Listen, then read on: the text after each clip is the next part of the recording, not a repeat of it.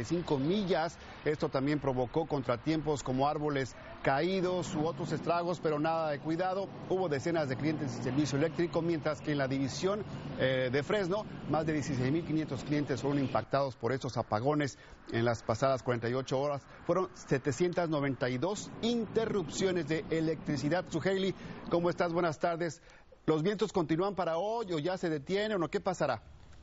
¿Qué tal, David? Muchísimas gracias. Pues ya van disminuyendo en velocidad esos vientos máximos sostenidos y de hecho ya durante el día de hoy hemos registrado ráfagas en el Valle Central muy cerca de las 30 millas por hora, a diferencia de ayer que registrábamos en algunos sectores cerca de las 40 millas por hora y de hecho hacia las regiones de Bakersfield apenas 24 millas por hora. Son en las zonas montañosas donde se mantiene en efecto una advertencia al menos hasta las 11 de la noche. Ya mañana prácticamente los vientos estarán por debajo de las 20 millas por hora y sistemas de alta presión es lo que está dominando por el momento, pero para el día de mañana podemos recibir algo de nubosidad y también se puede desarrollar algo de nieve en sectores de la sierra. En solo minutos yo vuelvo con esa información. Gracias, Suheili, nos vemos en un momento.